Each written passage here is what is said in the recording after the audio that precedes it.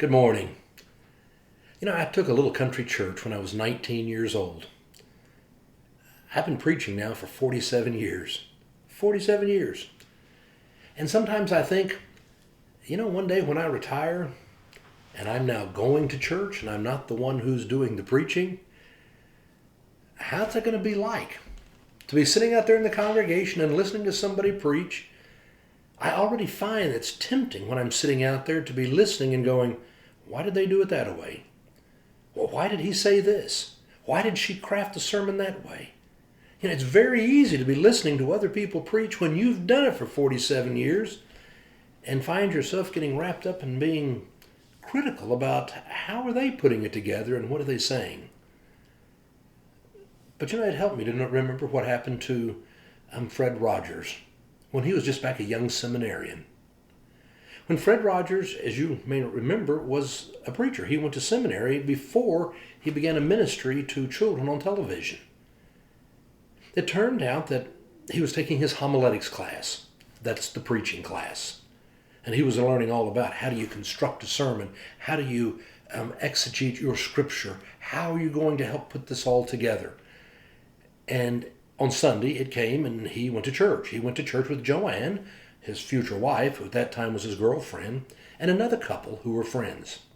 They're good Presbyterians, went to a Presbyterian church. The pastor was off that Sunday, and they'd brought in a guest preacher. He was 80 years old. And when he stood up and he started to read the scripture, he got a little lost. And then he started his sermon, and he really kind of started mixing metaphors, and he got a little confused in the way he was trying to explain the scripture. And Fred was sitting there and he was making lots of notes to himself. He could hardly wait to go to lunch and explain to the rest of them, here's what he was doing wrong. Here's how we should have done it. And he's making these notes, and finally they come to the end and it's through. They stand to sing the last hymn, and as they stand to sing, he looks over at the lady beside him, which is the friend who came along with him, not Joanne, but the other friend, and she had tears streaming down her cheek. And she leaned over to Fred and said, wasn't he wonderful?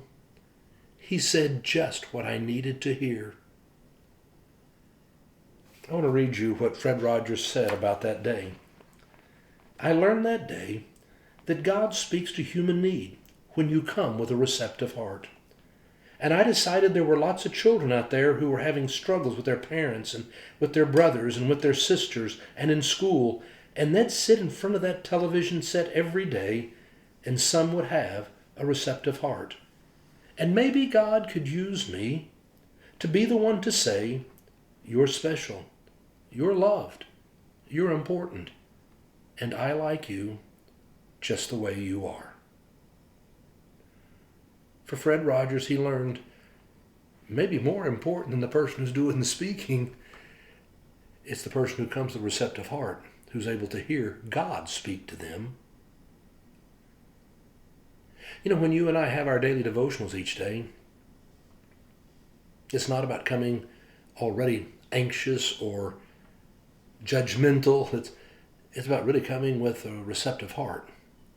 When we read the Bible, when we read our daily devotionals, when we take our time with prayer, because I can assure you, God will speak if you come with a receptive heart.